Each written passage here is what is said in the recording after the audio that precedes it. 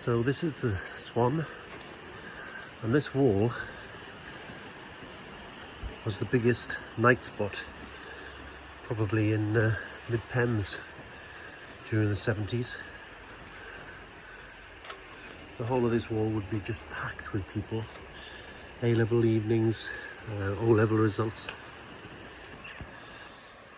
This is a really picturesque village.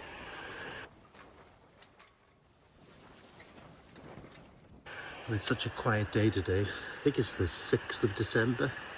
So we're into December, only a few more weeks to Christmas. And again, we've got a lovely day. It's been a bit cold, but I'd rather it cold and sunny than wet and warm. Yeah, really beautiful little village. Just coming out to the point now. And it is, for winter, it's truly really peaceful. Hardly any wind at all. Hardly any swell. Really nice. This is also called the Wall up here. People used to, well, they still do, they dive, jump off the wall, which is the highest point if you're going to jump into the sea at the point.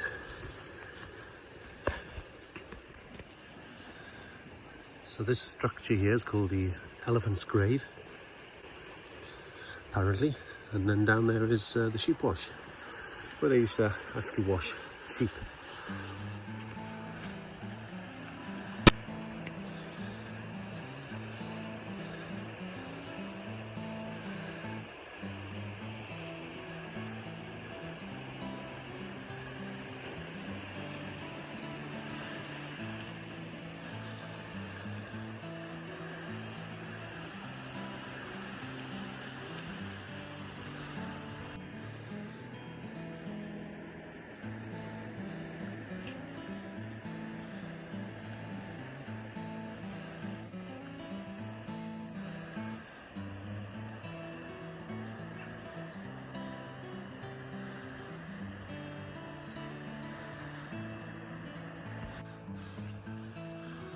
That's the Haven Fort right in the distance there. The haunted house, as we used to call it. It's not open at the moment. Francine has it for sale.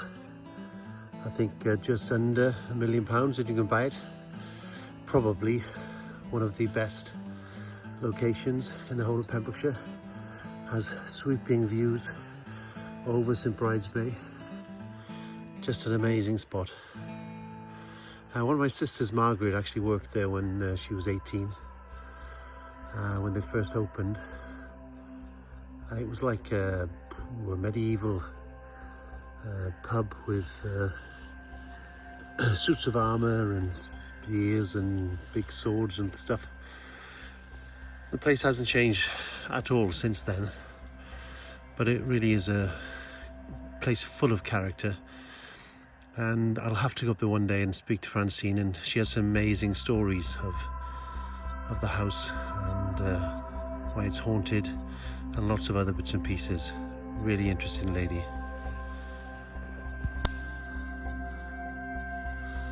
As you can see, the sun is really low in the sky now. Only a few more weeks to go before the winter solstice, which makes it a bit awkward to see. And I'm hopefully going to head over there to Gold Drops, which means that the whole of that bank at the moment is in the shade. It doesn't get any sun at all, I don't think, in the winter. But I'm hoping to walk right over to the corner there into Gold Drops. It's quite muddy and slippery underfoot today. In the winter months it tends to get like this, so need to be careful. A couple of walking poles, quite handy. Otherwise it can be quite slippery.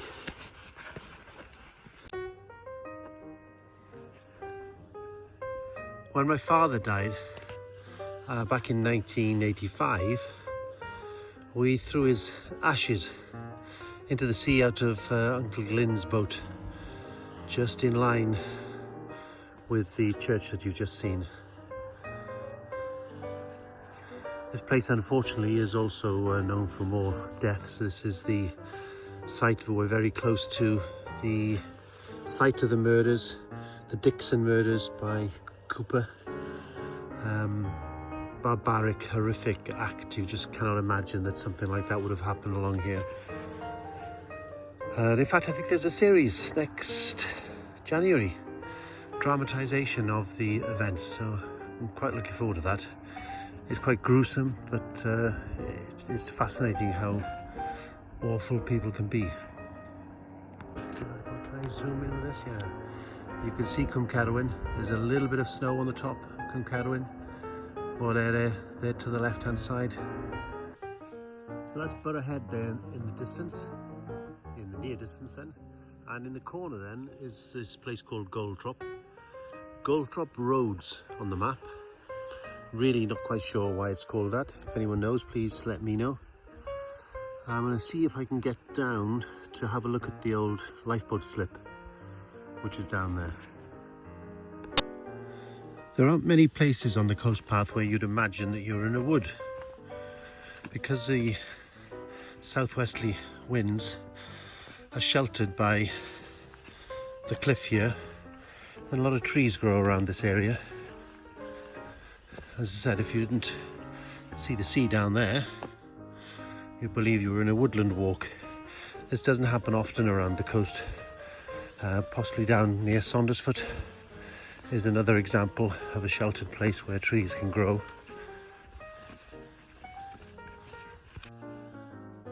Here's a good example. Look at this old oak that's growing. Well, the sea is just down there. Really old, gnarly looking oak. There's a few of them all the way down the bank.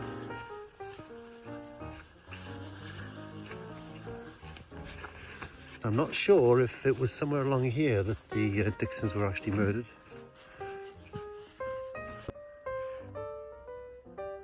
That's Solva there in the distance with the sun. Those houses you can see in the distance. And somewhere down here is a little track that might take me down to Goldtrop.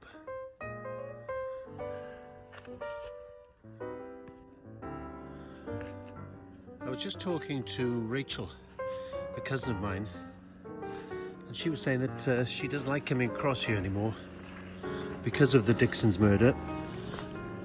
And John Cooper, the murderer. She said if she'd had her old dog, then she'd have felt quite safe, but she doesn't come over here on her own. And that was 1989. What's that, 31 years ago, is it? 31 years. Wow. So there's the sea down there. Well, if I was a lot younger and more agile and a little bit duller, I might have made the effort to get down that rope, but I don't think I will. There's remnants here of an old wall, and it looks like there's some sort of platform there. Remains of some wall, perhaps I don't know, some sort of shed to get down to the lifeboat, which is down there somewhere. So I've heard stories of incredible feats of endurance where the lifeboat men, I think I've walked now nearly 2 miles, I think, from Littlehaven. But the lifeboat men, when they had a shout, they would run all the way over here, climb down the cliff, get in the boat, row it, and I've heard stories that they've had shouts to Grasholm. What's that, 7 or 9 miles out to sea? I'll check that, but it's quite a way out to sea. So they would row out to Grasholm in big storms, only to find out that it was a false alarm. Then they'd have to row back and then come all the way back to Littlehaven. It's when men were men.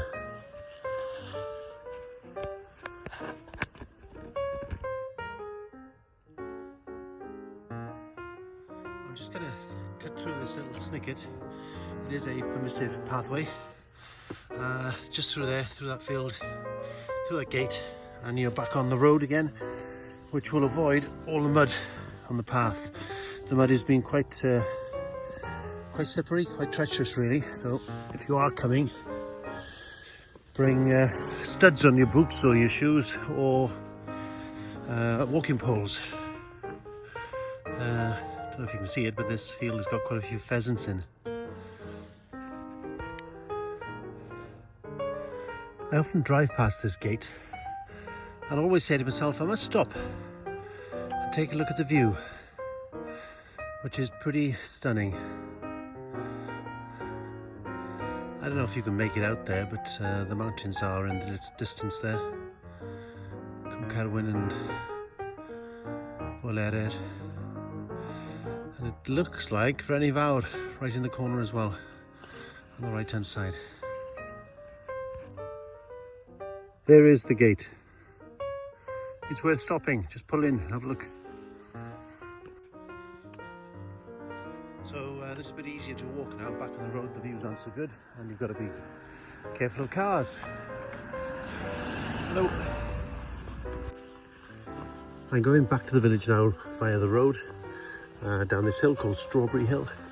And just on the right here, this housing estate used to be the Little Haven Hotel, which Di Morgan's mum and dad used to have that as well as Little Haven, the Mariners, and Haverfordwest, the castle.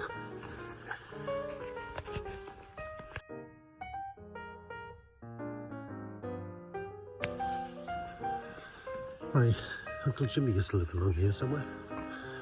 I think it was the old post office, maybe.